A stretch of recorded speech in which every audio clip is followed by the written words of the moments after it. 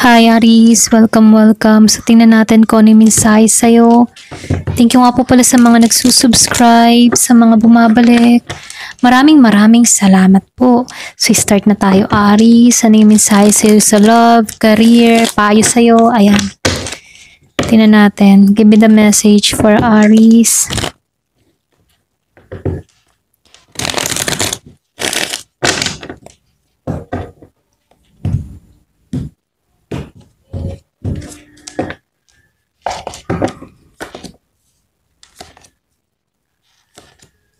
Wow. Ganda.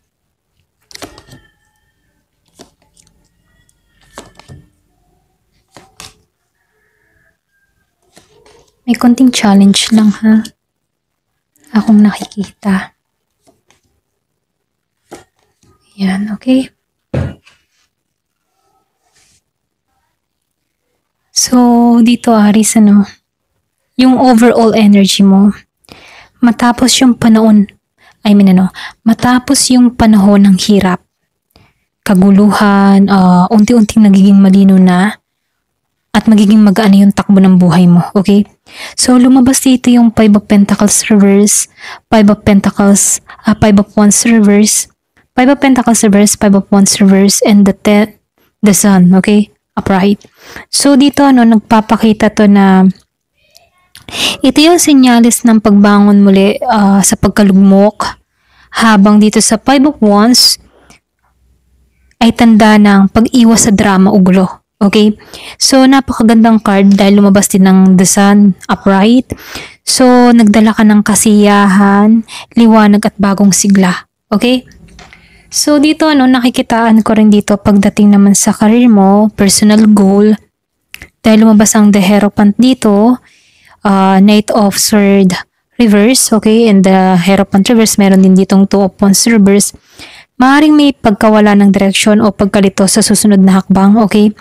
Pero dito sa Hierophant reverse, may nagsasabi na oras na para sumaway ka sa lumang sistema, okay?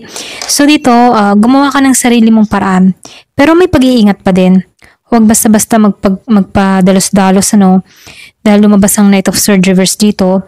So dito, huwag mong mawala ng, kumbaga kailangan mong magplano, okay? Kapag may mga decision ka or goal ka or mayroon kang gustong gawin, kailangan planado.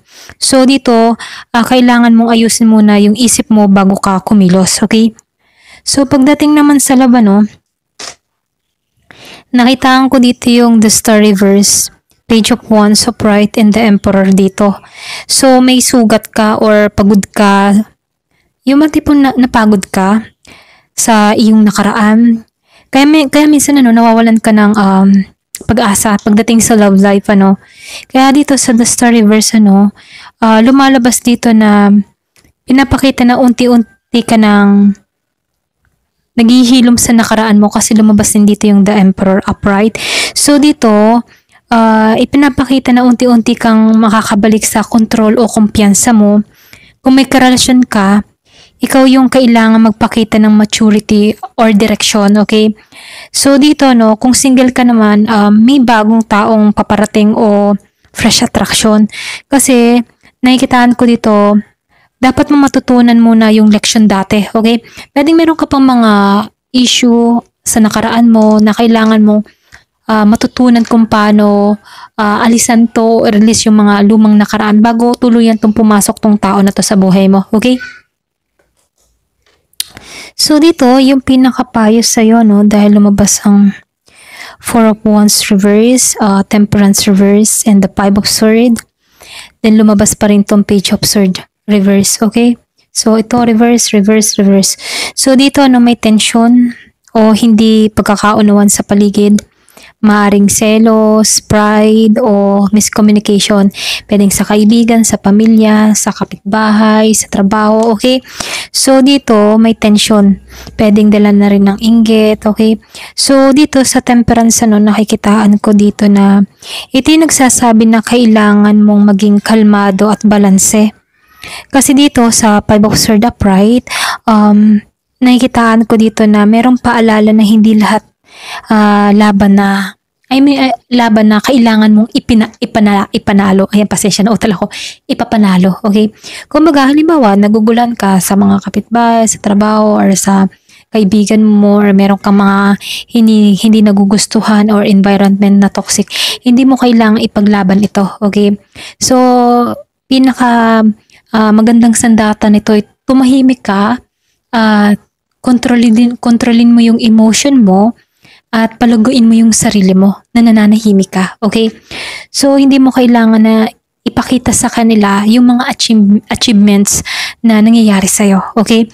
So, minsan, mas mahalagang pumili natin yung kapayapaan natin kaysa itama natin or panindigan natin or idepensa natin yung sarili natin, ano?